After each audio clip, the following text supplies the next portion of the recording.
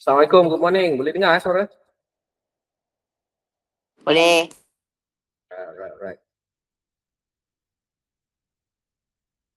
It's cool.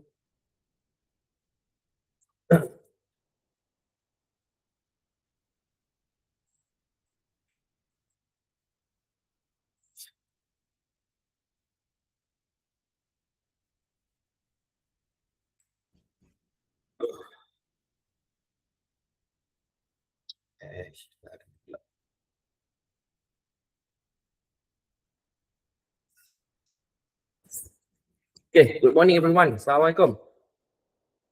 Today we will continue chapter 3 of solid state physics, which is Schrodinger equation in one dimension. We have learned Schrodinger equation, the general form, in 3 dimension, not really 3 dimension, in the time and space domain. Okay, we have the time independent Schrodinger equation and time dependent Schrodinger equation. Now, we will focus on time independent Schrodinger equation, which equation is a little bit shorter. And this one we have to focus on one dimension. As I mentioned in Tuesday, okay, people are attracted to explore small particles instead of bulk particles. Bulk particles means the size of the crystal of semiconducting materials are greater than 1000 nanometer. So the small part is in the nanometer region, but how small? Usually from 1 to 10 nanometer or even in between. So what happens if in between? As I mentioned in Tuesday, if we reduce the size, the crystal size of any bulk semiconductor into the nanometer region, for example, lower than 10 nanometer, quantum confinement effect will happen. What is quantum confinement effect? As you can see, the energy level could be expanded.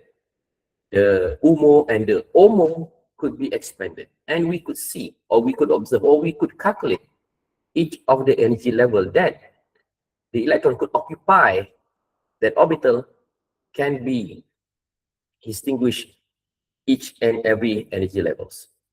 They are not closely separated to each other, but they are now expanded, and we could see, we could observe, we could calculate each one of them. So that is one of the quantum confinement effect. So if the energy levels are expanded, so does the band gap. The band gap of any semiconductor material also will be increased. So with the increment of the band gap, the light that could be absorbed by the semiconducting material also will be different. So if the light will be different, light with specific wavelength with different wavelength will be absorbed by different size of material, different size of semiconductor. Therefore, different sizes of semiconductor, the same semiconductor, they will have different color. For example, cadmium selenide or cadmium sulfide. Cadmium sulfide, it is semiconducting material. If in bulk, the color will be reddish, orange to red color. But if we reduce the size of the cadmium sulfide into the nanometer region, it will change from red, orange to yellow and to pale yellowish after we have reduced the size until smaller than the exciton Bohr radius. What is exciton Bohr radius? Well, exciton Bohr radius is actually the physical distance. You know, electron generally in the ground state. So after it has absorbed energy from the sunlight, it will be excited. So the physical distance, not the energy gap, the physical distance between the hole and the excited state electron is known as Bohr atomic radius, sorry. Exciton Bohr radius. Exciton Bohr radius. Or exciton Bohr radius atau exciton Bohr radius, it's up to you. Semua orang boleh faham dalam satu dua ni. Exciton, those are the same things. So what is exciton? Exciton is the pair of excited state electron in the UMO and the hole in the OMO. So that pair is known as excited. Okay, so the physical distance between the excited state electron and the hole in the OMO, they are known as at apa tadi lupa dah, bukan atomic Bohr radius, excitant Bohr radius. So different material, they will have different excitant Bohr radius. CDSC, maybe the excitant Bohr radius is 4.2 nanometer. So zinc oxide, maybe they have bigger, maybe 10 nanometers. So what does it mean? It means that for cadmium selenide to have this quantum confinement effect, the size must be smaller than the excitant Bohr radius. If the excitant Bohr radius is 4.2 nanometer, so we need to reduce the size of the bulk CDSC until below than 4.2 nanometers, so that we could see the quantum confinement effect, that is the expansion of band gap, the expansion of energy levels. So anyway, we continue our lesson today. We specifically want to see the Schrödinger equation in one dimension, not three dimension, because it will involve really heavy derivations and calculations. We'll look at the one dimension first, because people are really interested to see what will happen if we reduce the size into one-dimensional system, into one-dimensional structure of nanoparticles. Example of one dimension is nanowire. We will see what happens if the Schrödinger equation we apply it in one-dimensional system. So this topic is very important because it shows how quantum mechanics explains confined particles, discrete energy levels, and tunneling phenomena, which we have discussed before. If we look at the classical physics, we usually imagine a particle moving freely with any energy.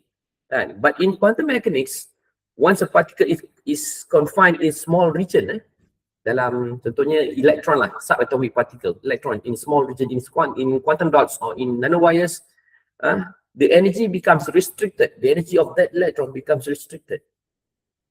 Restricted to certain allowed values of it. So that is one of the key ideas that we will see today in the Schrödinger equation in one dimension. And remember which Schrödinger equation? We will look only on the TISC, time independent Schrödinger equation. We will look only spatial independent. Spatial saja. Time kita letak ke tepi dahulu. So we will move step by step from the concept of potential well. We will see potential well. You have seen potential well actually dalam previous punya kelas, tapi tak apa, saya terangkan daripada mana asal usul the potential well, kemudian to the infinite well, and then to the finite well, and finally to the tunneling.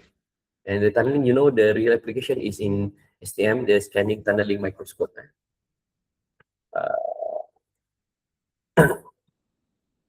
So what are we learning? We have four main parts. The first, we will understand the concept of potential well. Apa potential well? Potential, okay, we know potential. Well adalah pergi keupayaan dalam bahasa Melayunya.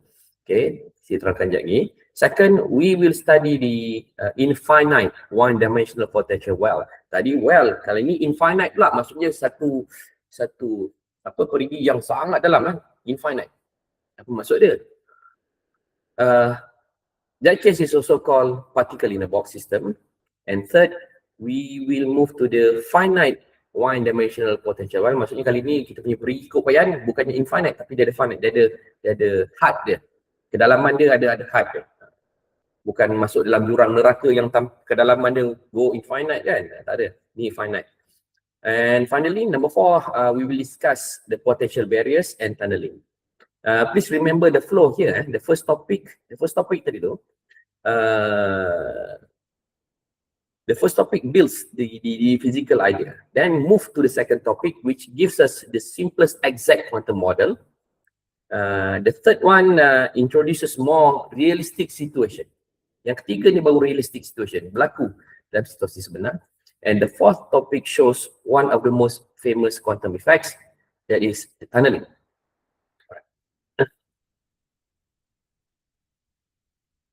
Now let's see the concept of potential well. What matters most is the potential energy as a function of position. Potential energy, the y-axis, as a function of position. Just imagine that kind of graph, right? We have potential energy and function of position. And usually written as potential energy, kita sama ada pakai Ux ataupun Vx. And in the Schrödinger equation, this potential energy term tells us about how the environment affects the particle, which means the connection or the interaction between the subatomic particles, electron with electron, electron with proton, proton with neutron, electron with neutron, so on and so forth. That is the environment of an atom.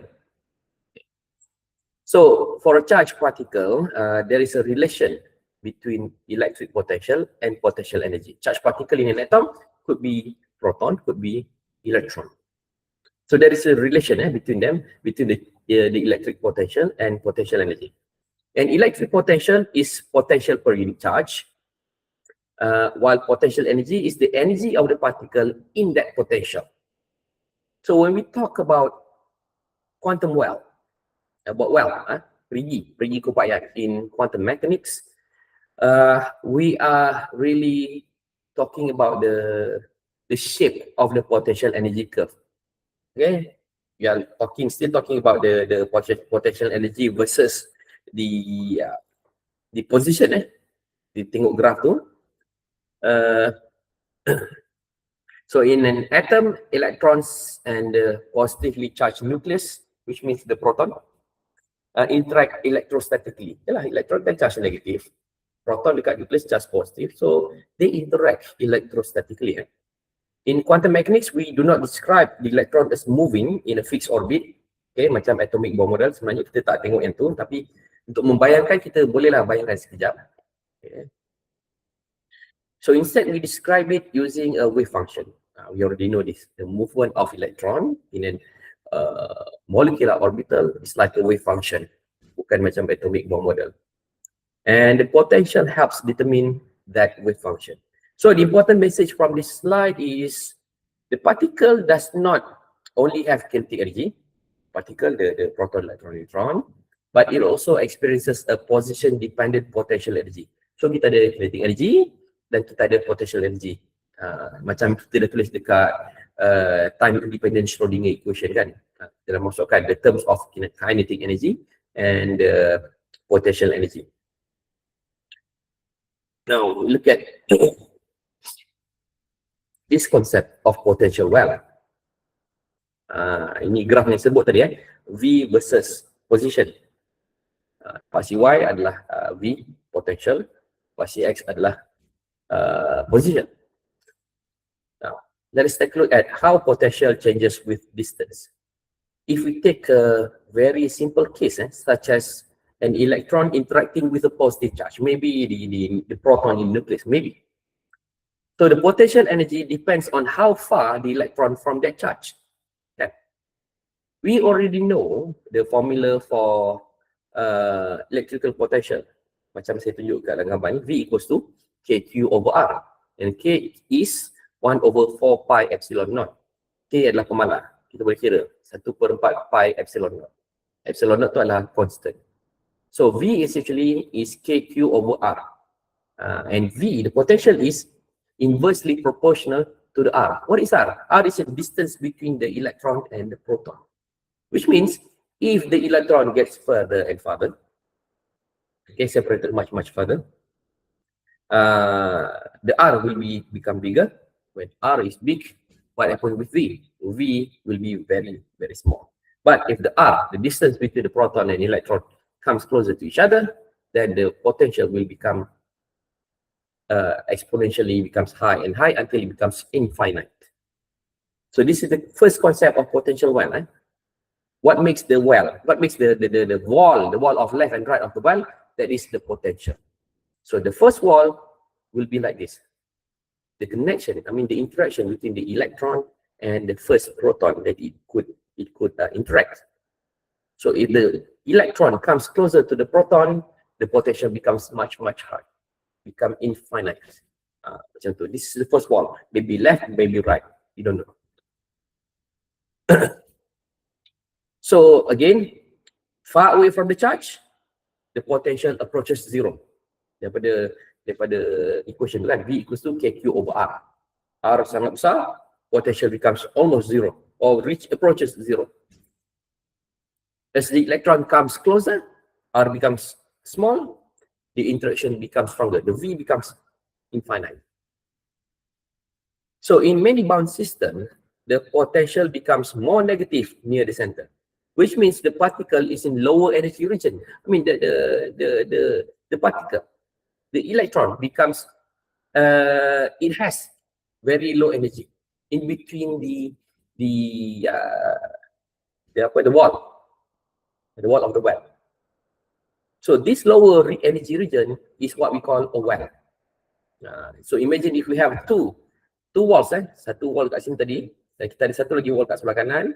Imagine lah, katakanlah kita ada kat sebelah kanan pun ada proton dan elektron pun berinteraksi dengan proton. So we have ini left, ini right. So in between them, yang mana elektron itu mempunyai arah tenaga yang terendah.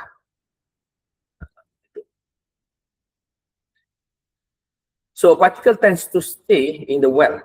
Particle tadi, elektron tadi akan stay kat dalam well tu unless it has enough energy to escape. How to escape? The electron over here must have enough energy to go out from this well, ke kiri ke ataupun ke kanan ke. But because the potential is infinite, there is no chance the electron to escape from that potential well. Macam saya cakap, ini adalah konsep, not in the real system. In real system, actually the electron can escape. But the well is not infinite. And the well is finite. We have certain energy level for the well. Nanti kita tengok. So conceptually, the potential well is like a value. Macam value, potential well dia macam apa bahasa Melayu value, lembah. The particle prefers to stay in that valley because it is energetically favorable. It doesn't have any enough energy to climb out from the mountain or from the well. This is the starting point before we move to the simplified quantum model. Kita tengok simplified quantum model lah. Contoh ni. Ini dalam satu sistem yang in a multi-proton, multi-electron system. Dalam atom yang sebenar, we have multiple proton, multiple electron. So basically, if we try to draw the graph of potential versus distance, we could get this kind of graph. Ada saya punya graph ni, kita dapat graph ni. But this graph is too complicated. Why don't we just pick two walls of the well? So kita cuba pick ini. Pick ini. Ini tengah ni. Kita pick ini. The interaction of electron with two protons in an atom. That's why we got this quantum well. Ini quantum well. And from this graph, we could see we could label three different regions. The first region, yang ini, on the left-hand side of the well, di luar well dan sebelah kiri. And we have the second region, yang ini, di dalam potential well. And we have the third region, di luar sebelah kanan of the potential well. And the potential well over here, we could say that this is our reference equals to 0, and this is our second point, x equals to L. Now, it could be any value. Okay, L could be any value, depending on the size of the system. If the system is quantum wire, untuk CDS, maybe dia adalah dalam size 1 to 3 nanometer, ataupun even smaller than 1 nanometer. L tu, depending on the crystal system. So in real material, especially in a crystal, the potential experienced by an electron can be very, very complicated because we involve millions of atoms, or thousands of atoms. There are many ions, many electrons, many protons, and the potential changes from point to point. However, if we want to understand the main quantum idea clearly, we simplify the real system into an idealized model, the one that we are looking right now. This is idealized model ini. Jangan tengok yang ini. Yang ini dia sangat complicated. The real system sangat complicated. So we take only one samples. Contoh macam sebelah kanan ni. Yang ni adalah infinite lah. Infinite potential well. Okay. Not even the real system yet. Okay. So one common model is the one-dimensional potential well. This is the common model. Usually, we will use this one-dimensional potential well. So in this model, we imagine the particle confined in a certain region along the one axis only. This simplification helps us to solve the Schrödinger equation. Schrödinger equation yang negative h bar over 2m d square over dy square, so on and so forth itu kan. But which Schrödinger equation? The time independent Schrödinger equation. Time independent, kita depends only on the position, the x only. So the simplification will solve Schrödinger equation. What we'll get, we will see very important results, especially the energy quantization, the energy, the expanded energy that we have discussed before. When we reduce the size of semiconductor, the energy will expand. So the expansion we could see from the calculation of Schrödinger equation. Kali ni kita masuk calculation. Schrödinger equation yang sebelum ni tak berapa nampak calculation dia, kali ni kita tengok. So the model looks simple. The physics lesson from it is actually very powerful. So that's why we start with the simplest possible confinement model before we move to more realistic cases.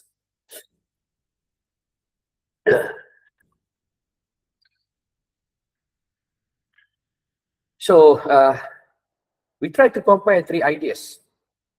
More complicated real potential, that is the infinite potential well and the finite potential well.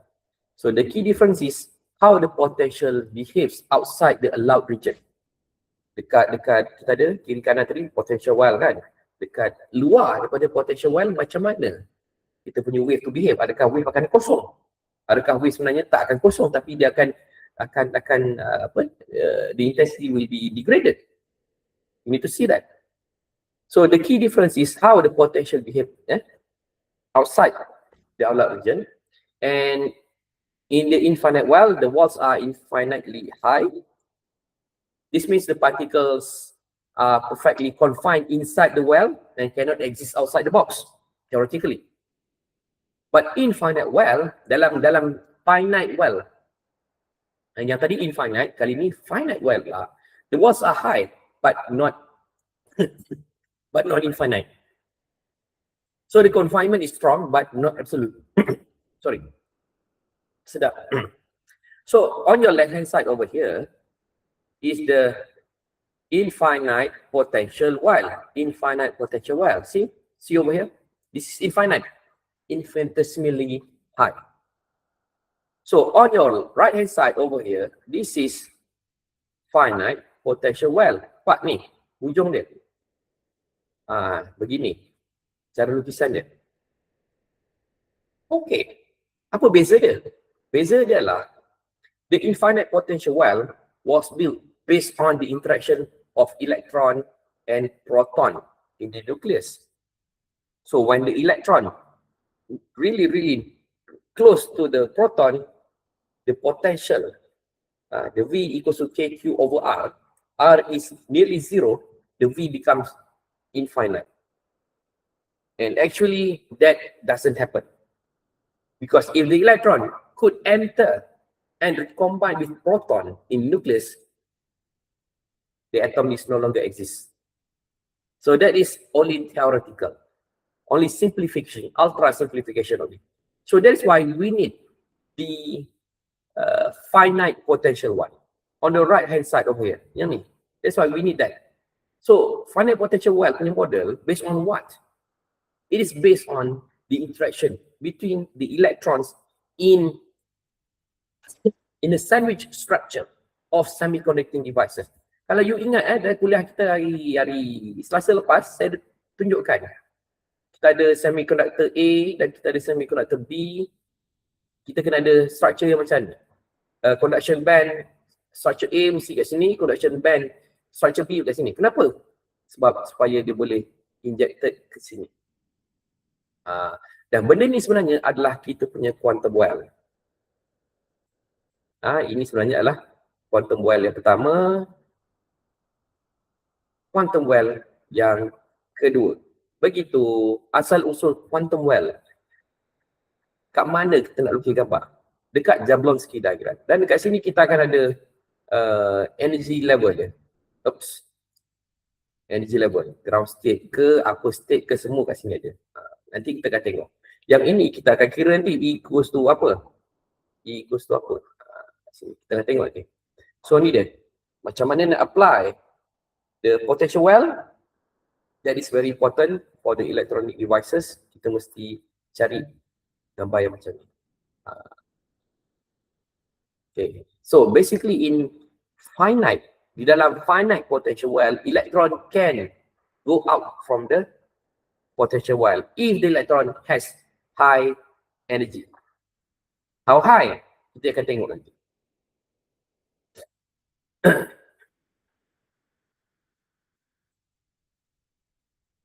So this difference between the finite potential well and infinite potential well may sound small. Nampak macam ada lekuk kat tepi kan? Nampak so small, but it changes the wave function behavior very strongly. Kita akan tengok dengan adanya finite dengan infinite itu, kita boleh tengok electron has the possibility to go out from the potential well and interact with other system from the potential well.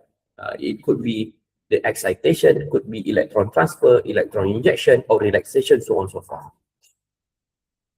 So in the infinite case, the wave function becomes exactly zero outside the box. Sebab there is no chance of the electron to enter the proton. If that happens, the atom cannot exist, and we will not exist in this world. Kita exist sebab apa? Sebab the system is stable, atom itu stable, electron will not enter the nucleus. In the finite case pula, dalam case finite pula, the wave function can extend slightly beyond the well. Kenapa? Kerana electron might have the energy to overcome this potential barrier. Dan mungkin dia boleh ada leak keluar sini. Electron tu boleh leak keluar. Macam mana tu? Kita tengok nanti So when I ask you to spot the difference, the answer is not only about the drawing. Drawing tu nampak beza, but it is about what the wave function is allowed to do. Macam mana nak tengok wave function tu? Wave function kan susah gambar dia, susah kesamaan dia, tak apa. Kita tengok satu persatu. Okay. So, tarik nafas, hembus, tarik nafas, hembus. Sedikit saja ni, bertahan, macam tahan sakit, kena cabut gigi. Untuk yang lelaki, tahan nafas kejap. You dah pernah kena sunat dahulu, jadinya kalau itu mampu bertahan, yang ini pun mampu bertahan lah. Yang perempuan, sabar dulu, anda belum bersalin lagi. Kerana bersalin ni salah satu sakit yang kata apa, paling sakit dalam dunia lah. Kan? Selain daripada sakit gigi. Tahan dulu, relax. Yang ni sangat-sangat sikit je sakit dia berbanding kalau nak beranak. Kenapa saya tahu? Sebab saya 12 jam. Tangan saya ni kena genggam dengan wife saya, dia nak beranak 12 jam. Lebam tangan saya ni. Tak apa, memang sakit. Kita faham. Kasihan. Siapa anda ada isteri nanti, kasihanilah isteri anda. Isteri anda. Isteri pula. Sorry. Okay, now. Anda masih bersama saya? Wait. Neven? Ada. Neven kenapa lagi meeting? Ya. Dia seram ke saya sebut pasal sunat tadi? Neven, kenapa keluar? Aduh, dah lah kelas fizikal ponteng. Kelas online ponteng kan Neven? Alright, sekarang kita tengok dulu. Infinite potential well. Infinite. Maksudnya, potential well kita kat sini, finite. Finite, but infinite. Okay. Kita cuba tulislah. Kat sini X sama dengan kosong ni. Kat sini X sama dengan kosong. Kat sini X sama dengan L. L ni apa? Depending on your system ni. Can be anything. Kalau kristal kamu 1 nanometer, maka L itu adalah 1 nanometer. Gitu. So we have region 1, 2 and 3. Dah 2 minggu lebih dah ni. Masih tak apa okey. So we have region 2 and we have region 3. Okay. Region 1 kita faham luar potential well, region 2 dalam potential well, region 3 luar potential well sebelah kanan. Okay. So dekat region 1 dia punya apa tu nama dia? Saya jot down ni nampak ke dalam skrin? Saya conteng ni. Okey, ada. Dekat region 1 ni, jarak dia lah ini. Daripada X lagi kecil sama dengan kosong. Maksudnya daripada sini sampai ke sini. Sampai ke negative infinity. Dia punya X. Itu adalah region 1. And within this region, the potential equals to infinite. Pada region ini, region 1, limit dia lah ini, potential adalah infinite. Right. So now, kita tengok pula time independent Schrödinger equation, TISE. Okay. Kita dah ada persamaannya ni, kita tahu. Kita dah tengok lah ni pada chapter 2 itu. Right. So kena ingat, apa yang infinite? Yang infinite adalah kita punya potential. Yang merah ni, okay, potential ini adalah infinite. Kita masukkan dia sebagai infinite. Right. Kemudian, apa yang mengganggu kita? Dia berada di sebelah sini, kita pemudahkan, kita tarik di sebelah kanan. Maka kita tarik di sebelah kanan, daripada positif infinite, jadilah negatif infinite. Ya, ini infinite. Ini adalah finite. Maksudnya, ini sangat besar, ini sangat kecil. Sangat kecil tolak sangat besar. Kita masih akan dapat sangat besar dekat sini. Seolah-olah macam E psi x minus infinite psi x. Seolah-olah kecil nak tolak dengan sangat besar. Semut nak tolak gajah, you still akan dapat gajah, tak dapat semut. So you still dapat something that is bigger, kekal, negative infinite psi x kat situ. So what's next? What's next adalah kita cuba simplify. Ini ada negatif, sini ada negatif, mengganggu fikiran. Kita jadikan positif, jarak negatif satu kiri dan kanan. So we have the positive term, left and right. What else? This one, mengganggu fikiran juga. Apa kata kita pindahkan ke kanan? Pindahkan ke kanan. So nak pindah ke kanan, dia kena darab dengan 2m over h bar square. Something extremely big darab dengan something over here. We still got something extremely big. That is why 2m over h bar square ni hilang dekat sini. Tak ada pun. Darablah dengan infinite. We still dapat infinite. That's why the term is like this. Lepas tu nak buat apa? Apa kita nak buat? Apa kita nak buat adalah kita nak jadikan psi x sebagai tajuk. Jadi psi x sebagai tajuk. Maka d square over dx square kita pindahlah ke kanan. Begitu. Dia pindah ke kanan, kita dapatlah equation kita seperti ini. Dan kena ingat, after we look at this equation, 1 per infinite. Infinite sangat-sangat besar. Apabila kita punya denominator is extremely big, therefore, our psi is actually approaching 0. That is why, in region 1, our psi is 0. And if we want to find out the psi square, which means the probability density, sama juga. If psi is 0, then psi square is 0 as well. Let's say punya ni on. Psi square is 0 as well. Psi square ni maksudnya the probability density. The probability of electron to be exists in region 1. So imagine the infinite potential well is made out of the interaction between the electron and proton in nucleus. Electron cannot exist in the nucleus. That is why your psi square and your psi is 0 in region 1. Tak boleh ada. Electron cannot exist in region 1. Right? And same goes for region 3. Region 3 is the interaction between this electron and the other proton on the right hand side. Kita tengoklah, sama je. Kan? On the right hand side, x equals to is greater or n equals to L, the V becomes infinite. So this is the TISE. Kita punya apa ni? Keupayaan infinite. Sama je proses dia. Tarik ke kanan, dapat negatif infinite. Negative infinite tambah dengan something kat sini, kita still dapat negative infinite. Dan kita pindahkanlah negative H bar over 2M ni ke arah kanan dan still dapat yang ini, dan akhirnya we got the the equation over here, 1 over infinite. 1 over infinite, sadly to say, psi equals to 0 and psi square equals to 0. Also, electron cannot exist outside the infinite potential well. This is only for the infinite potential well. Untuk infinite. Ini hanyalah untuk infinite potential well. Macam nak imagine the interaction between electron and proton inside the nucleus. Electron cannot enter the nucleus left and right. If it can enter, atom cannot exist. Which means, tak betul lah. Sana. Ada message masuk pula.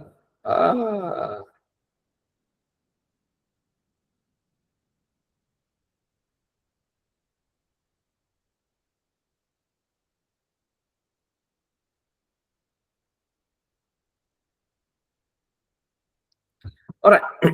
So, kalau elektron tak exist dekat region 1 dengan 3, then elektron can exist at region 1. So, elektron terperangkap dekat dalam infinite well. Kat sini. Region 2. Macam mana kiraan dia? Kita tengok kiraan dia. Inilah inside the region 2. Apa jenis matematik lah ni kan. Dia punya huruf pun lain, kesamaan dia pun lain. Tak pernah belajar dekat sekolah menengah ni dulu. Tak apa. Kita tengok satu persatu. Alright. Still, we are still using the time independent Schrödinger equation. Asih lagi. So, we look at region number 2. Okay, so the boundary of region 2 is x greater than 0, smaller than L. Ini 0, ini 0, ini L. So, x is in between 0 and L. Ini dia. Ini dia. And one thing over here that we know is the potential equals to 0. Yang ini, potential equals to 0. Sebab elektron sudah menjauhi daripada proton. Okay, the potential is equal to KQ over R. If R is big, therefore our V becomes small. So, in between these two walls, the potentials are 0. We need to remember that. Dekat region 1 dengan 3 tadi pula, potential dia tidak 0, potential dia adalah infinity. Kali ni potential dia adalah 0, lain pula. So we write the time independent Schrödinger equation. Next, insert the value of Vx. Vx kita adalah kosong sebab dia dalam potential well. Okay, kosong ni maksudnya hilang lah. Boleh hilang terus. This is our new TISE. Macam biasa, kita pindahkan ini. Kali ni lain pula sama ada. Pindahkan ni ke sebelah kanan. Jadilah seperti ini kan. Now, if we have this equation, actually we could solve it. Sebab kalau kita cuba solve macam biasa, dia akan sangat panjang. Sebenarnya solution dia adalah daripada differential equation. Alright? Macam mana? This is actually in the form of this one. Kalau kita tengok form of differential equation, sebenarnya bentuk dia adalah seperti yang ini. Nampaknya. Kita ada negatif d square psi over dx square equals to kappa square psi. Maksudnya kita ada psi kat sini dan kappa square itu sebenarnya adalah 2m over h bar square darab dengan e. Ni dia. Ni. Ni daripada sini. Okay. So, kappa square adalah seperti semikian. Kappa adalah square root of 2me over h bar square. Dan juga kappa juga adalah sama dengan ni. Sebab h bar square tu kita dah square root kan dia, dapatlah h bar saja. So, the general solution for this equation is actually from the differential equation. We could rewrite them into this one. Kita boleh tulis sebagai ini. Sebab itu kita letak dia dekat sini. Now, our objective now is to calculate the A and B. So, this will be the first step. Daripada sini tadi, turun ke bawah sini dan turun ke bawah sini. The first step, at x equals to 0. Maksudnya dekat sini. Yang saya bintangkan, dekat sini. X equals to 0. Masukkanlah X kat 0. Psi 0, A sin KX, maksudnya K0, B, tambah B cos K0 kat sini, psi 0 kat sini, sin K0, K0, K darab kosong adalah kosong, sin kosong adalah kosong. So, kita dapat A darab kosong kat sini. Cos kosong adalah 1. Kan? Untuk graf cosinus. Graf cosinus adalah seperti ini. Betul, sini kosong. Cos kosong, nilai dia adalah 1 kat sini. Graf sin pula lain. Graf sin macam ni. Graf sin macam ini.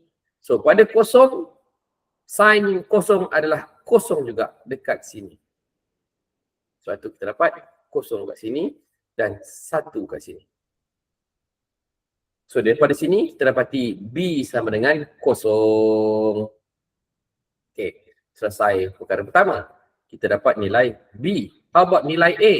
Okey, kita tengok dekat wall yang kedua, wall yang X equals to L kat sini pula. Ni. Kat sini.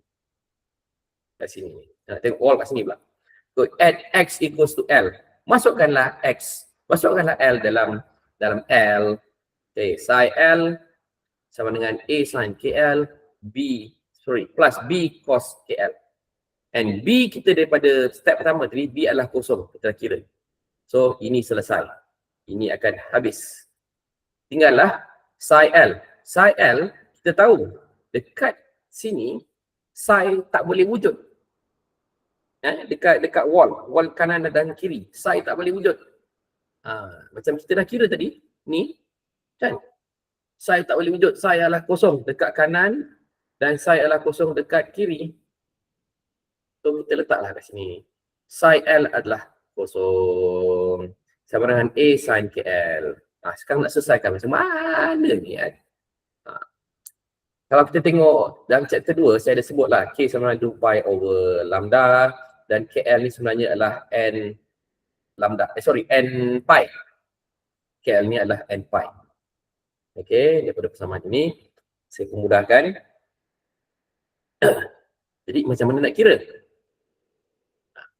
Masukkan K sama dengan N pi over L into psi X. Kita dah ada persamaan ni tadi. Masukkanlah K equals to N pi L dalam X. Dalam K. Kita tukarkan maksudnya K. Therefore, inilah kita punya persamaan. Jadi dalam probability density pula, macam mana? Probability density adalah psi square. So kita squarekan dah equation ni, dapatlah A square sin square yang kat dalam ni maintain. Kekal. Right. So we also need to do normalization. Also in chapter 2, which we have discussed before. Maksudnya kita normalizekan dia summation of all the psi square should be equals to 1 because probability only we have 1 or 0. Jadi tak boleh lebih daripada 1. Kita kena summation of all must be equals to 1. So we integrate all the psi square from 0 to L, the border of our potential wave. So buatlah integration macam biasa. Kita keluarkan A because we want to integrate in terms of dx. A ni keluar kat sini. So A, tak payah integrate A. Tinggallah persamaan yang ini. So what's next? Integratekan pada L sampailah ke kosong. Masukkanlah nilai. Kemudian integrate sin square N pi over L x dx ni. Kita dapatlah X. Ni dia. Cara nak integrate dia. Ini. Kan? Integrate yang ini, kita dapat yang ini. So gantikan A dengan N pi over L. Begitu. So kita dapat seperti sedemikian. So from here kita masukkanlah L ke dalam X. So kita dapat yang ni. Masukkan L kat sini, masukkan L kat sini, kita dapat yang ini. So di other side kita ada kosong. Kita ada L dan kita ada kosong. Sekarang masukkan kosong ke dalam X, kita dapat kosong per 2, dapat 2 N pi kosong kat sini. So the whole term over here is actually 0. Why? Kosong bagi 2. Kosong. Sin 2 N pi darab kosong per L. Ini akan jadi kosong. So sin kosong still akan dapat kosong. So we have kosong here and we have kosong here. So in total, this term is equals to 0. Selesai yang sini. Kosong. Maksudnya dekat sini. Right. Now, how about this one? So remember L equals to 2 and pi. L equals to 2 and pi. Yep. Mana tadi? L equals to 2 and pi. And 2 and pi, 2 pi maksudnya 360. N could be 0, 1, 2, 3. Jadi gandaan 360, okay, N sama dengan 0, sama 1, 2, 3, 2 pi. 0 darab 2 pi, kita akan dapat 360. 1 darab 2 pi, kita dapat, ni dapat 0, dapat 360. Ni dapat 720, so on so forth. Kalau kita sin 0 atau sin 360 atau sin 720, kita akan still dapat 0 dekat sini. So sini 0 bahagi something, kita akan dapat 0. Ini dia. So persamaan kita tinggallah A kuasa 2 darab L2. That's it, equals to 1. Ini persamaan kita. Tinggal ini. Dan A daripada sini kita dapat punca kuasa 2 per L. There you go. Kita dapat B sama dengan 0 dan kita dapat A sama dengan square root of 2 over L. And substitute into our wave equation, we got wave equation kita macam ini. Inilah wave equation yang wujud di dalam perigi keupayaan kita. So in infinite potential well, the wave function only exists inside the potential well, and the wave function is this one. Psi x equals to square root of 2 over L sin n pi L times x. How about in region 1 and 3? Psi x equals to 0. Inside the potential well, the psi x is this one. Begitu. Pengiraan dia. Ini yang kita masukkan dekat komputer. Komputer akan kirakan untuk kita untuk beribu-ribu, berjuta-juta sistem of proton, elektron and neutrons. Kita nak kira satu ni pun dah rupa begini, dah putus nafas macam nak terberanak, apatah lagi kalau kita kira beribu-ribu interactions. Maka sebab itu kita perlukan komputer untuk jadi kita punya kerani untuk mengirakan perkara-perkara ini. Kenapa macam tak ramai je ni? Online pun tak ramai. Berapa orang ni? Belas-belas je. Online pun tak datang. Apa? Mana? Ramai sangat lah tak datang. Jom. Siapa? Saya kena sebut nama salah satu ni. Sat. Cari. Korang kat mana ni? Tengah makan ke, naik motor ke, naik kereta, naik bas? Halo? Ada doktor kat UMP. Rumah. Kat rumah sudah. Kat UMP. Masih kat UMP. Sekejap. Kat mana sini nak cek attendance? Saya ambil attendance terus. Sekejap Sambil rehat.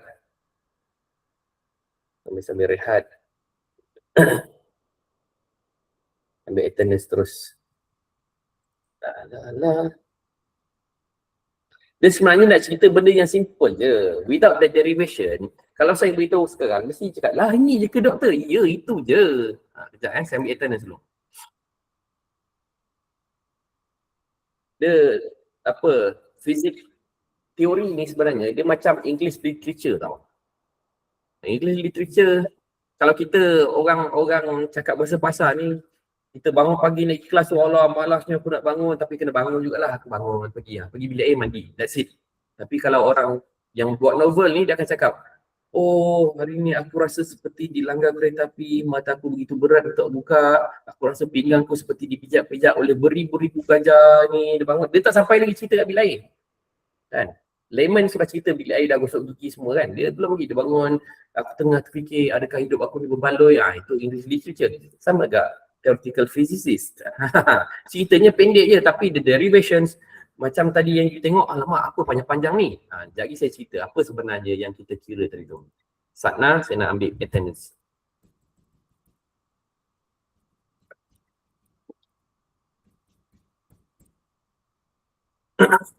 Mari kita ambil attendance. Mari kita ambil attendance. Kategori ijazah sarjana muda. So kita ambil 2113. Hari ni berapa bulan 24 hari bulan 4.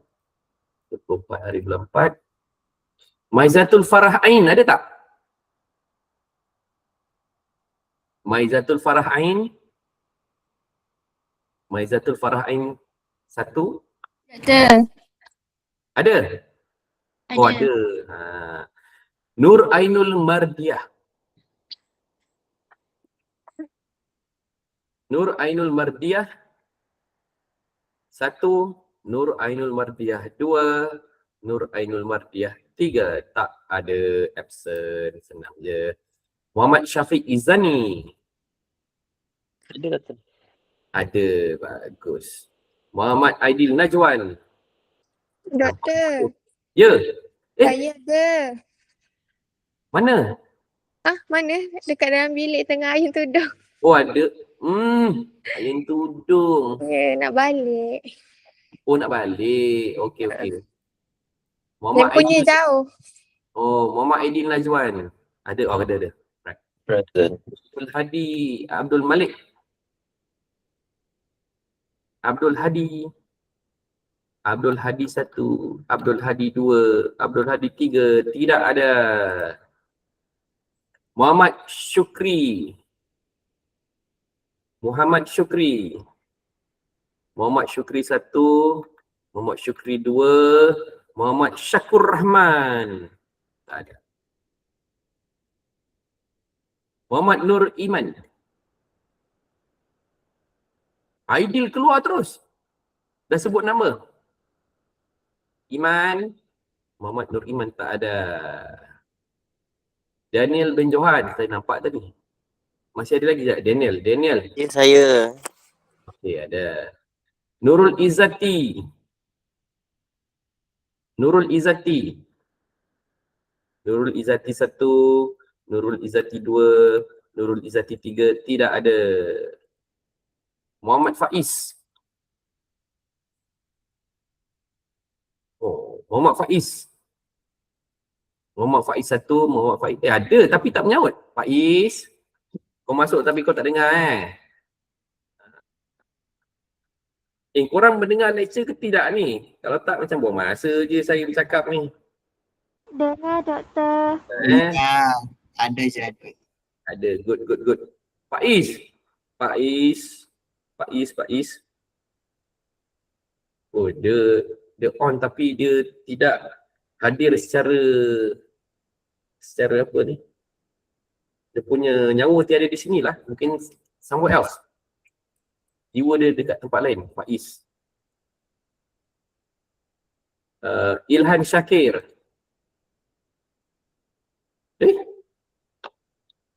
Tak hadir. Oh, ini satu keajaiban. Syafiqah binti Sabaruddin. Syafiqah macam tak ada ni. Tak ada. Syafiqah tak ada. Muhammad Azhar Helmi. Nampak ada tadi? Azhar. Yes. Ada. Leven. Ada. Leven. Sekarang ada saya. Sudah ada. Aiman Irwan 1, Aiman Irwan 2, Aiman Irwan 3, tak ada. Muhammad Haris Haikal. Haris 1, Haris 2, Haris 3, tak ada. Wih, teruk sangat ni. Lain kali saya tak nak setujulah buat online, teruk lah. Wan Hazika Izzati, bukan tak kesian tapi saya lagi kesian diri saya lah. Macam ini je. Azika. Saya ada, Doktor. Right. Aminah. Ada, Doktor. Good. Nur Alia Nadira. Nur Alia. Ada, good. Nur Faraziha. Ada, Doktor. Good. Muhammad Riza Riel. Hadir. Ada. Nurul Afikah. Ada doktor. Good. Nur Sabrina. Sab. Ada Sab. doktor. Ada. Ed. Mana kau Ed? Ada. Prof Oh, Ed, tu Prof ada. Ed. Nur Diana Asyakin. Saya doktor. Wan Nur Aisyah Imani. Wan Nur Aisyah. Wan Nur Aisyah. Wan Nur Aisyah 1, 2, 3. Tak datang. Nurul Aida. Ada. Good. Hanis Soraya. Hanis Soraya. Hanis Soraya. Hanis Soraya 1, 2, 3. Tak ada. Nur Eriani. Ada doktor. Ada. Good. Bagus. Muhammad Danish Iqbal. Saya tu. Ha. Nur Amelia Syuhada. Amelia. Nur Amelia Syuhada 1, 2, 3 dan tidak ada. Selesai ambil attendance. Terus kita release. Save. Selesai.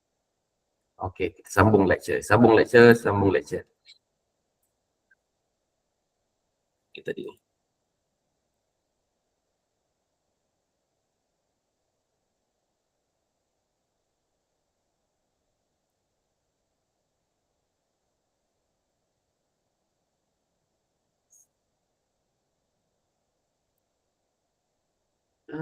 Ni dia.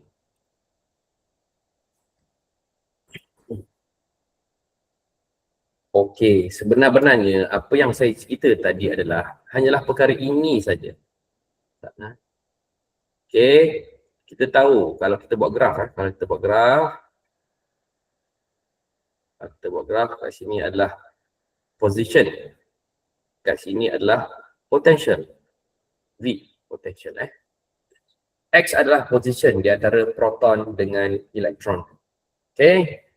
Jadinya kalau dalam multi proton and electron system, elektron tu kalau dia cuba bergerak ke arah the first proton, maksudnya kita ada rumus kita rumus mana tulis ni? V sama dengan KQ over R. R adalah jarak antara proton dengan elektron. Kalau elektron semakin mendekati proton, maka apa yang berlaku adalah V kita akan semakin tinggi dan dia akhirnya infinite. So kalau kita mana saya punya ni? Kalau sini dia akan pergi infinite masa tu. Graf kita akan pergi infinite.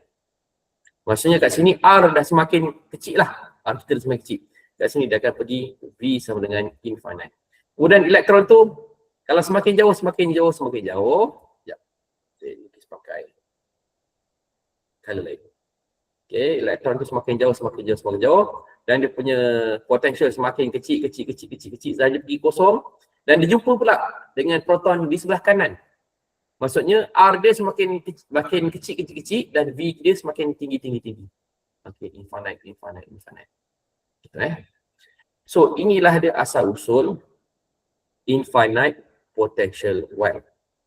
Okay, ini kita bercakap tentang potential energy. Sekarang kita nak bercakap tentang kewujudan, kebolehan elektron untuk wujud dekat region kat luar sini, dekat dalam sini dan dekat sini. Okay. So secara logiknya, elektron dia tak boleh bertembung langsung dengan proton dekat sini dan elektron pun tak boleh bertembung dengan proton kat sini. Kalau bertembung dan berada pada satu tempat yang sama, maka takkan wujudnya nukleus, takkan wujudnya atom. Tak akan wujud. Elektron sebenarnya tak boleh keluar daripada region itu. Dan disebabkan itu, maka kita punya psi dekat luar sini akanlah sama kosong. Psi dekat region 3 ini pun akan sama dengan kosong. Sebab tak boleh wujud. Kalau tak, kita punya atom ini tidak stable dan kita pun tak akan wujud. So, kemudian apa yang boleh wujud? Yang boleh wujud adalah dekat sini. Okey, sini tadi potential dekat sini, potential dia adalah kosong. Psi 1 sama dengan kosong. Kalau kita buat psi 1 square pun akan kosong. Maksudnya probability density pun akan kosong. Psi 3 square pun akan kosong. So elektron hanya boleh berada di tempat yang tidak mendekati proton. Itu di orbit yang lain. Di molecular orbital yang lain. Tak boleh berada dalam nukleus. Ini saya terangkan tentang one dimensional infinite potential well, tahu? Infinite, belum masuk finite lagi. Right? So apa yang berlaku dekat tempat dua ni?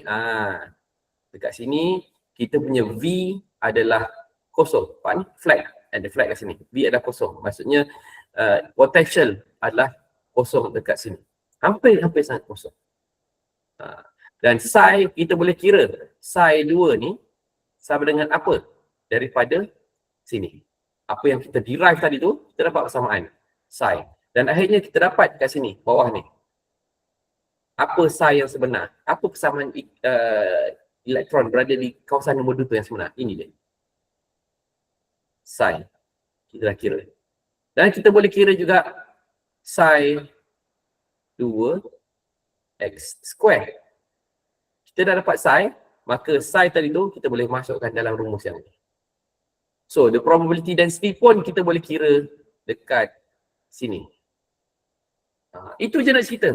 Elektron tak boleh berada dekat 1, elektron tak boleh berada dekat 3, elektron boleh berada dekat 2. That's it.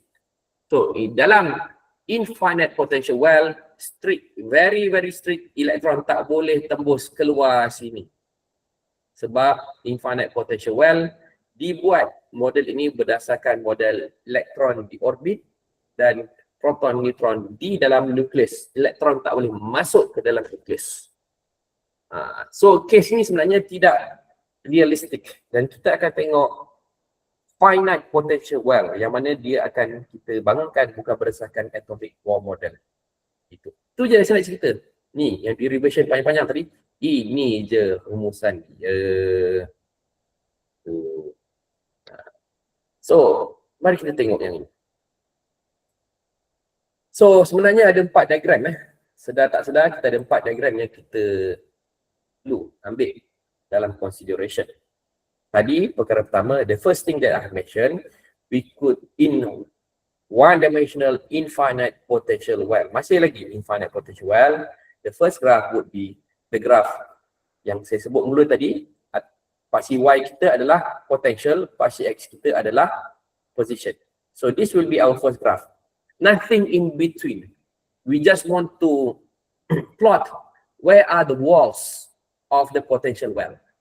So on your left hand side we have infinite potential well, on your right hand side we have infinite potential well. Ni potential well ni yang kita nak plotkan kat sini. Ni. Yang mana V ni sama dengan KQ over R. Yang kat sini V sama dengan infinite, V kat sini pun sama dengan infinite, V kat sini sama dengan kosong. Itu je. Now the second thing that we could draw in IPW is the energy level. Yang ini tadi, saya dah tunjuk dalam satu slide kita, ini, this one. Ni, energy level. Also dalam chapter tu kita dah tulis. Macam mana? Kalau kita kira ni, kat mana graf dia? Ni hanya. Kat mana graf dia? Kat sini graf dia. Inilah graf dia. Right, kiri kanan ni masih lagi. Kita ada ni bukan bukan V. Kiri kanan kita adalah energy. So inilah energy level. Ni. Kita punya paksi Y adalah energy level. Kita punya paksi X masih lagi position. Sama, paksi X kita sama. Yang berbeza-beza adalah paksi Y kita akan berbeza-beza. So kat sini pun kita boleh buat graf daripada persamaan ini. You dah kira dah ni dulu persamaan ni kan? Dalam kuliah kedua tu. Okay. Kalau kita punya N sama dengan 1, berapa kita punya energy level? Kita kira-kira dapat seperti sedemikian. Dapatlah 1. N sama dengan 2 dapat berapa? 4 kali ganda daripada E1. Ini group 5 dah terangkan lah gitu. Tambah 4 kali ganda sebab N2 masuk N kat sini. Maksudnya 4 kali ganda. Yang belakang ni constant saja. Sama. Kalau N sama dengan 3, kita ada 9 kali ganda daripada E1 yang kita kira awal tadi. 4 kali ganda, 9 kali ganda. Dan seterusnya. Ada 16 kali ganda, ada 25 kali ganda lagi ke atas, ada 36 kali ganda. Itu. So, graph number 3. We could plot the graph of psi. Kali ni paksi Y kita adalah psi. Ini equation yang kita telah derive pada page yang sebelah tadi tu, yang mana A kita adalah square root of 2 over L. Ini kita punya A kan. So kita boleh plot graf ini, iaitu pada N yang berbeza-beza. Pada N1, pada N2, pada N3, kita pun dah belajar itu. Pada N1, bilangan node dia adalah kosong. Node dia adalah kosong. Pada N2, node dia adalah 1. Yang mana node? Ini node, ini node. N sama dengan 3, node dia adalah 2. First node, second node. Kat situ. So what will happen if the N increases? K will increase. Macam mana K will increase? Tu persamaan tadi tu. Mana K tadi? K dengan N. Not this one. Ini dia. Ini. Ni N increase, K will increase. Itu. Mana lagi? And also lambda will decrease. Sebab K sama dengan 2 pi over lambda. If K increase, lambda will decrease.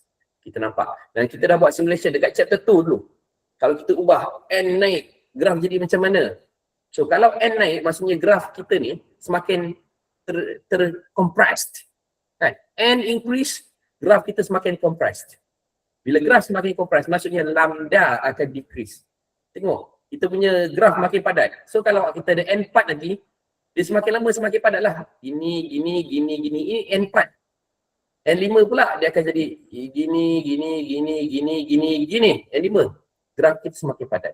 Dalam satu small function ni, dia akan semakin memadat. Semakin tinggi N kita, semakin banyak graf kita padatkan dalam satu tempat. Itu maksud dia.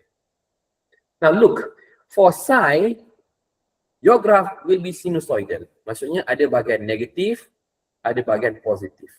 Untuk N2. N3 pun sama. Ada bahagian negatif, ada bahagian positif. Ada bahagian positif. N1 ya, dia separuh daripada sinusoidal, maka dia adalah positif.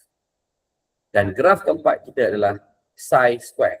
That is the probability density. Kita squarekanlah graf psi tadi. Graf psi x kita squarekan dia dapat 2L sin square n pi L x. N pi over L x. So graf ini dia sebenarnya nampak macam lebih kurang graf psi, tetapi kita dah kuasa duakan.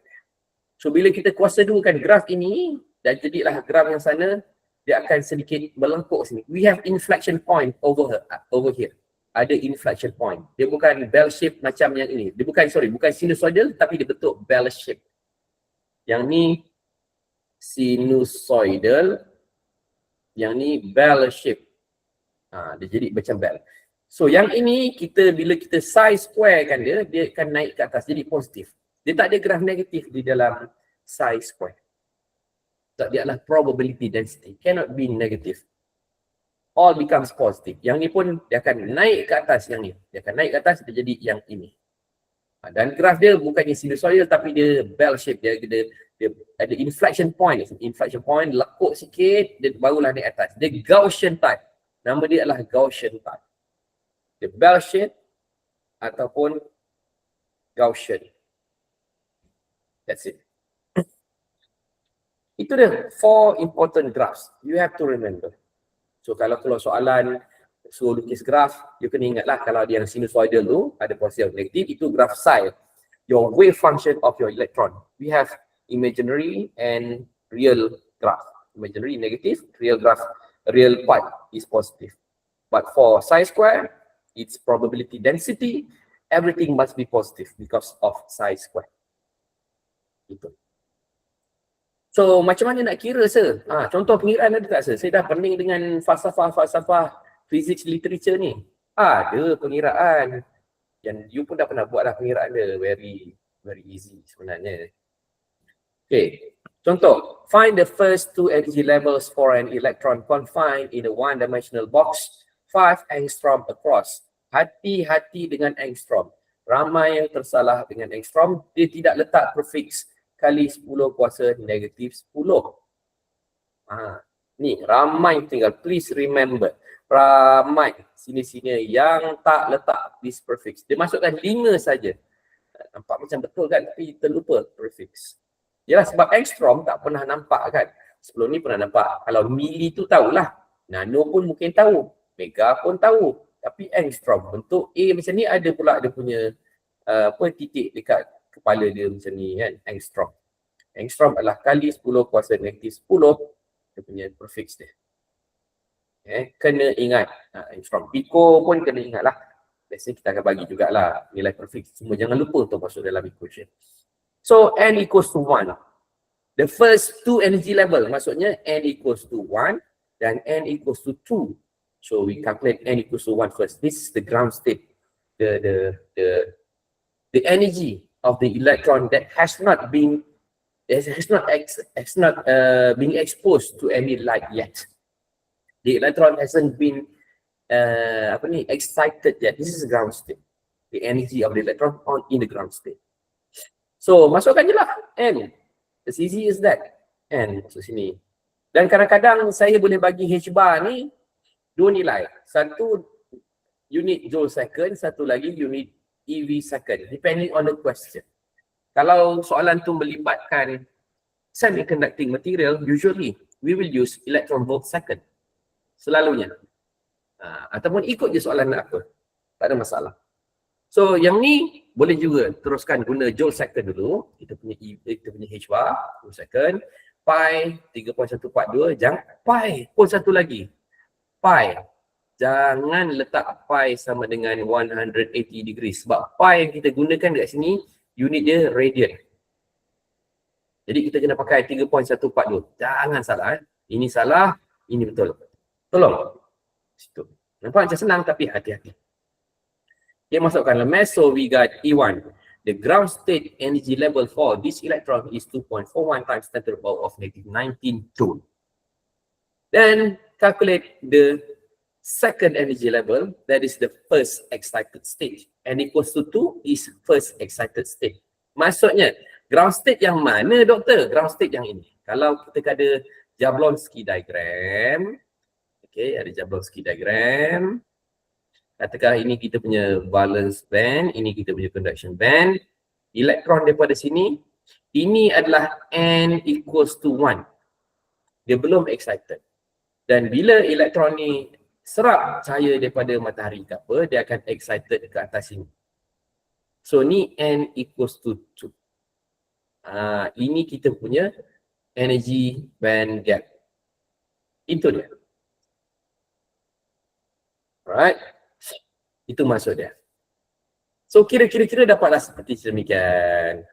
So soalan cakap, oh biasanya kita guna unit EV lah untuk bercakap tentang energy level. So we need to convert as simple as that. So 1 joule biasanya kita bagilah conversion factor equals to 6.242 times 10 to the power 18 electron volt.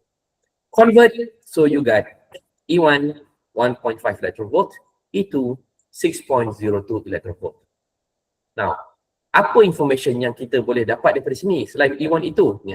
Ini E1, ini E2. If we have the value for E2 and E1, we actually can calculate the band gap. Ni, band gap. Band gap is very important sebab apa? Cuba kita kira dulu. 6.02 tolak 1.5. Dapat 4.52. So the band gap over here, kat sini band gap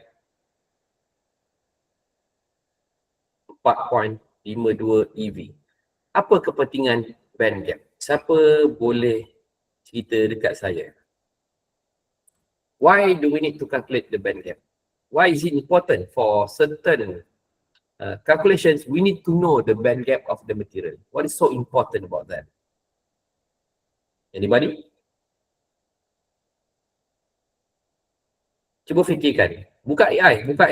Saya tanya. Cepat-cepat buka. Sementara saya main TikTok ni. Oh, dia ada challenge lah, ada challenge. Ambil gambar dan tengok apa TikTok bagi lagu untuk anda. Assalamualaikum. Ya, saya ambil gambar saya.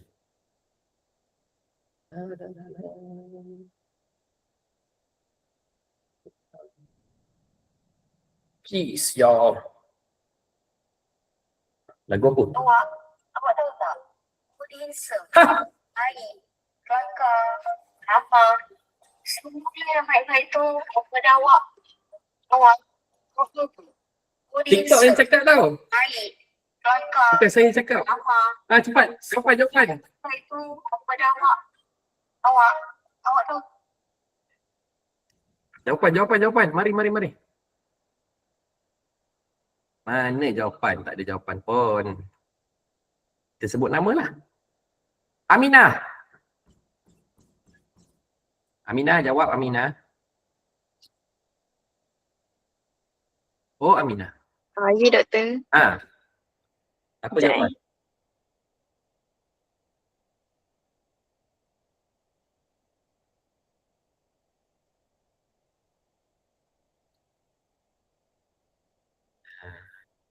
Doktor, Ya. ulang semula soalan. Okey, tadi soalan ni dah kira. Sekejap. Daniel. Oh, Daniel. Ya, saya. Sekejap Mana ni? Buka kamera sekejap, Daniel. Alamak, jap. Sekejap. Tak sedap pula mendengar soalan tanpa tengok muka ni. Sebab nak tentukan sifat bahan tu ke? Semikonduktor ke? Aminah cakap nak tukar sifat bahan semikonduktor. Kita tengok Daniel buat, Daniel. Mana kamera ni Daniel? Saya sedang menunggu ni. Aduh. Uish. Tak nampak lah Daniel. Cuba bersuara sikit Daniel. Aduh. Sekejap. Okey, saya ambil gambar Daniel. Tengok. Kenapa awak tak nak ambil saya? Aku ikan. Kenapa awak tak nak ambil saya? Sebab Okey. cakap je lah. Kenapa awak tak nak ambil saya? Aku ikan. Sambung. Saya ambil gambar Daniel. Saya masuk kat TikTok. Apa lagu dia bagi tu. Okey, Daniel lagi ni. Soalan saya, kita dah kira energy level pada n equals to 1 dengan n equals to 2. Sekarang kita boleh kira energy level E2 dengan E1.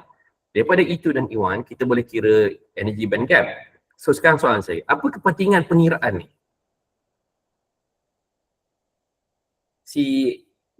Apa ni? Aminah, orang panggil kau apa? Aminah ke? Min ke? Minah? Sudah, hilang lah. Panggil Aminah doktor.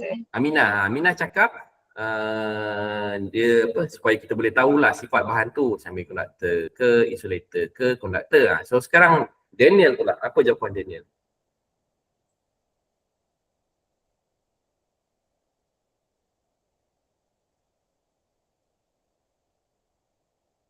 Assalamualaikum. Apa sah? Cepatlah, saya dah main TikTok ni. Daniel dengar tak Daniel? Dengar doktor, jap. Tak apa, pakai AI, tak ada masalah. Ini bukan exam. Asalkan you belajar. Riz mana Riz? Makin ramai tidak hadirkan diri ni, makin ramai keluar. What happened? What? Ada. Ada Riz.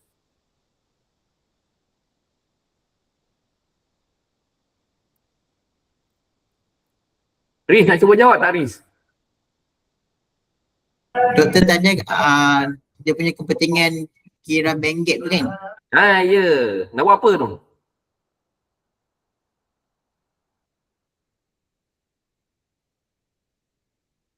Nak buat apa kita kira band gap tu?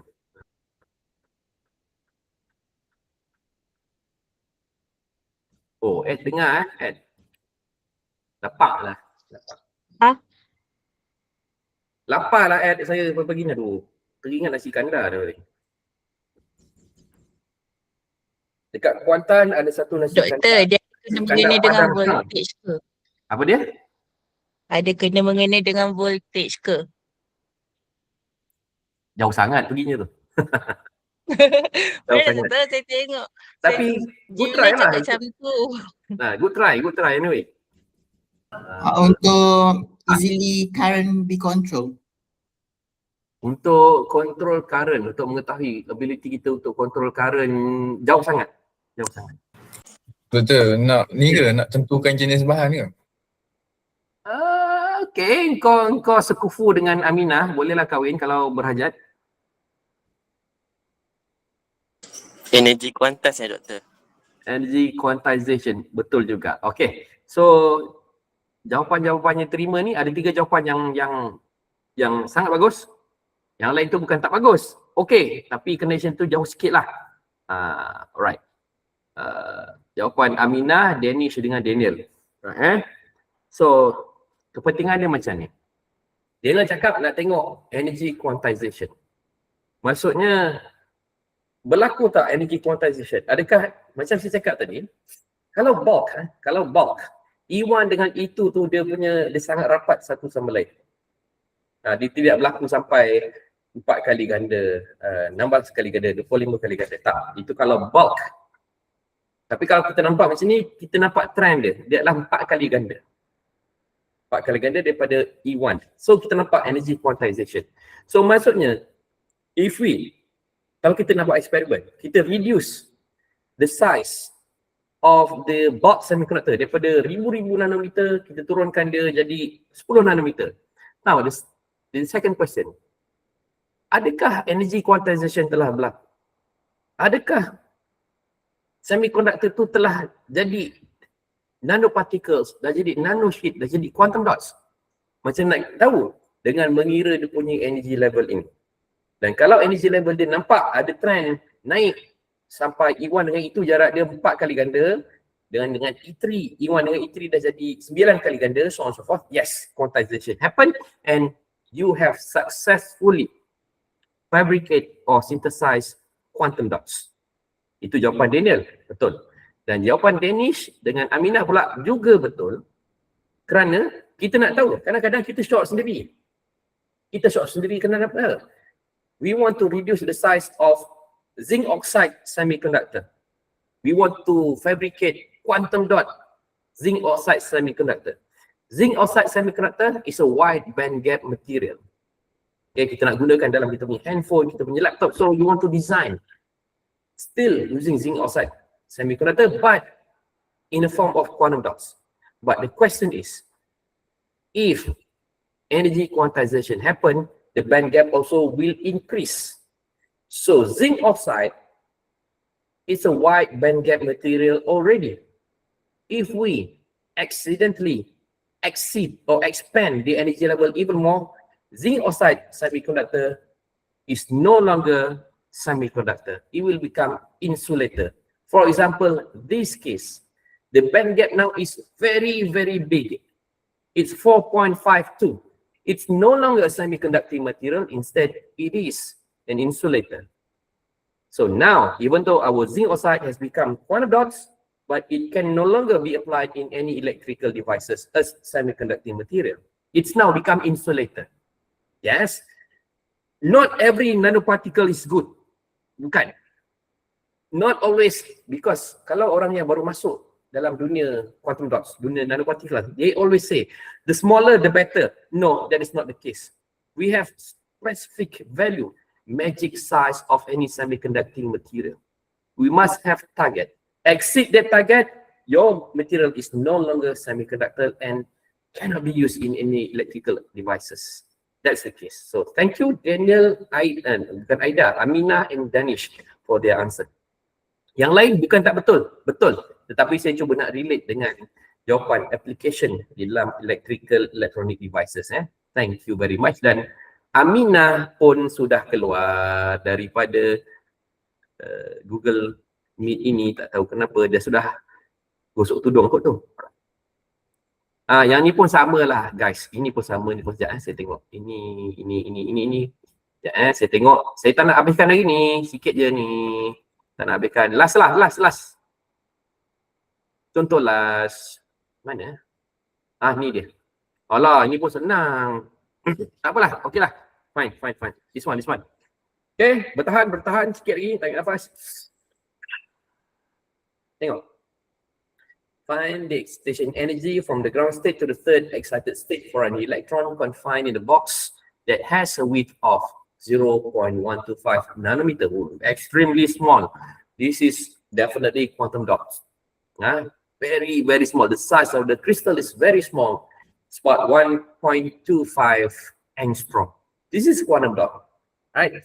So we have the equation for energy level of an electron. Okay, as such, saya tak suruh hafal jangan hafal lah. Saya akan bagi equation ni dalam final nanti. We just need to calculate. Yang ni ada tricky sikit Find the excitation energy from the ground state. Ground state maksudnya n equals to 1 to the third excited state. Third excited state maksudnya n equals to 4. Sir, apa ni? Kejap third, kejap 4. Apa masalah sir ni? Sir ada masalah rumah tangga ke? Tidak, bukan. Macam ni. N equals to 1 is this one. Maksudnya ground state. Elektron tu belum lagi excited. N equals to 2. N equals to 3. N equals to 4. Yang ini adalah ground state. Yang ni excited state 1. Yang ni excited state 2. Yang inilah excited state 3. Ini elektron belum lagi excited. Dia excited dekat sini. This is the excited state 1. Dan elektron ini, they can absorb much higher energy and they can excited to the second level of excited state dekat sini. Itu excited state number 2. What else? Yes, the electron also can absorb more energy from the sunlight, for example, ultraviolet, and it could go excitation until E3. Dia boleh excited kat sini. Yang ni N dia adalah N4 dan dia adalah excited state number 3. Begitu. Jangan tertipu Ini dia. Hati-hati. Yang ni ground state, N equals to 1. Yang ni excited state. Excited state 1 start from N equals to 2. Excited state 1. So excited state 2, N equals to 3. So on so forth. Gitu Nampak macam mudah tetapi boleh tertipu.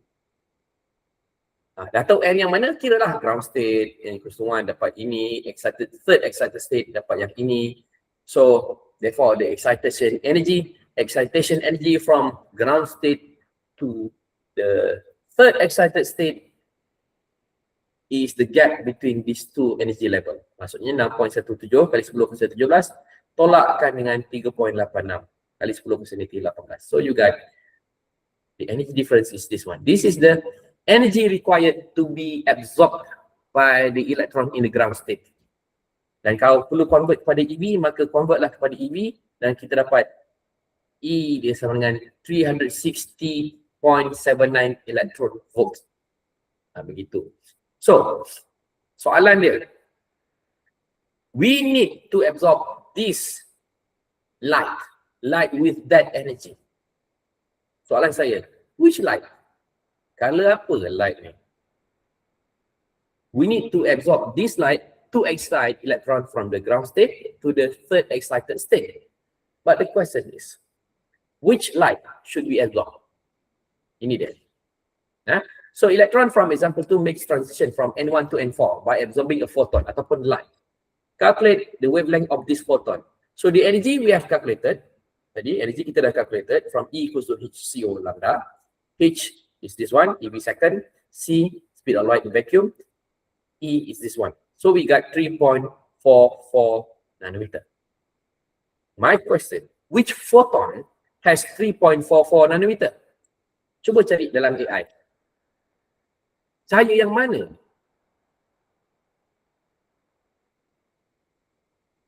Oh, Aminah. Aminah WhatsApp saya. Salam doktor. Salam doktor, saya Aminah. Sorry doktor, saya terkeluar Google Meet sebab bawa adik pergi hospital. Baiklah Aminah, semoga adik cepat sihat. Tak pasti adik dia sakit apa. Okey. Aida, Nurul Aida, apa jawapan dia? Saya tanya tadi.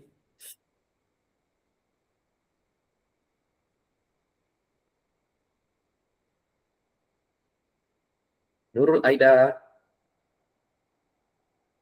Sekejap doktor, tengah cari sekejap. Tengah meng-AI kan. Saya nak Aida bagi jawapan. Saya nak Diana bagi jawapan. Diana pun kena bagi jawapan. Ya doktor tengah cari. Okey. Dengan satu lagi. Sab. Sab.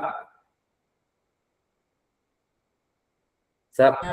Ya, doktor. Okay, cari Okay. Okay, 3 orang. Kita bagi masa sikit. Ni soalan last ni sebelum kita tamatkan kelas. Tepu dah ni.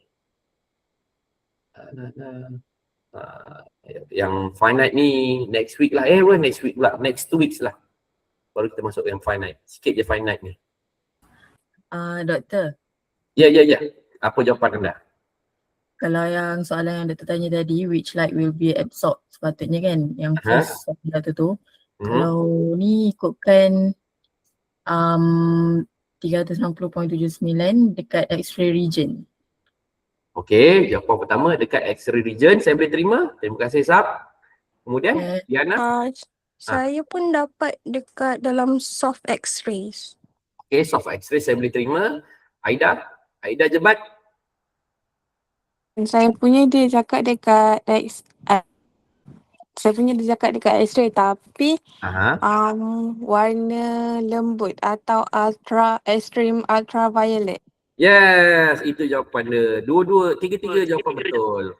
Dia sama ada soft X-rays ataupun extreme ultraviolet.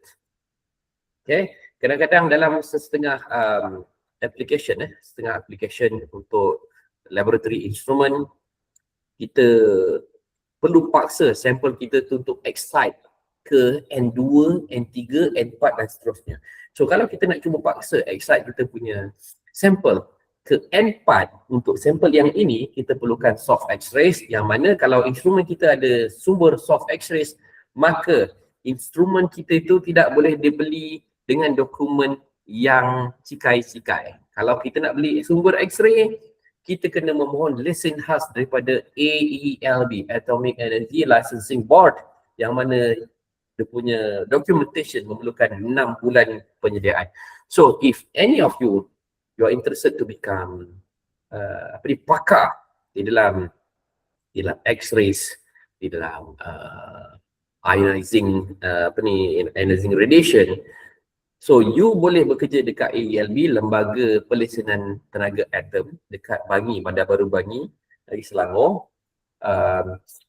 Kita ada satu pakar yang pernah menyelamatkan satu bandar kecil dekat Selangor, yang mana somehow kita punya Malaysia punya sumber radiasi. Saya tak ingat sumber radiasi dia apa, hilang daripada premis kerajaan. Hilang. Dan hero kita tu sebenarnya dia pernah buat masa dekat FIST. Kita panggil dia Man Bulu sebab tangan dia banyak bulu. Kita panggil Man Bulu. Dia rakan saya sewaktu zaman degree dahulu. Dia buat masa dekat UMP. Kemudian dia dah grad master, dia balik berkhidmat dengan AELB, Atomic Energy Licensing Board, dan sewaktu sumber tu hilang, dia salah seorang task force yang dipanggil untuk detect radiation punya track dekat satu bandar kecil. Bandar tu saya tak boleh sebut nama lah. Dan dia dapat, dan akhirnya dia dapati rupa-rupanya mungkin ada berlaku pecah masuk dekat kawasan research center premis kerajaan, dan dia orang nampak macam besi buruk, dia orang ambil cuba jual besi buruk, dan luckily dia orang tak cuba buka open sampai dapat that radiation core di dalam satu tangki khas lah. Kalau baja buka, maksudnya kita risau orang sekitar tu semuanya kena radiation. Kadang-kadang orang ambil besi buruk ni tak tahu apa bahayanya besi-besi buruk tu kan, rupanya ada bahan radiation dan apa sebagainya. So selamat masuk dalam surat khabar tu, yang mana hero kita lah. Apa nama betul dia apa? Saya lupa sebab saya panggil dia nama Man Bulu. Bukan Azman, something with Man. I can't remember his real name lah. Kadang kalau rapat kita pun kita tak ingat nama dia. Kita panggil Balang, Jembalang, Isai dan sebagainya. Berpepek nama dia. So, for this case, we need soft X-ray or extreme ultraviolet. Extreme ultraviolet, we don't need licensing. But if X-rays, yes, we do need licensing from AELB, and the person who will become the person in charge of that instrument also need to undergo training. Setiap 6 bulan dia akan serahkan dia punya batch exposure exposure kepada radiation, kepada ELB untuk check berapa banyak dose of radiation dia dah expose gitu. Alright, I think that is all for today. Thank you very much for listening. Nanti saya akan share lah kita punya rakaman. Okay guys, class dismiss. Thank you, Doktor. Thank you, Thank you, Doktor. Dok. Thank you. Nak balik ni. Doktor. Bye-bye. Baliklah, saya nak makan nasi kandar. Kata, Itu Tak jom. ada habis kan dah. Bye, Doktor. Right. Itu jom. Ambil saya ke KL. KL lagi banyak nasi kandar. Apalah. Okay, Thank you, Doktor. Okay.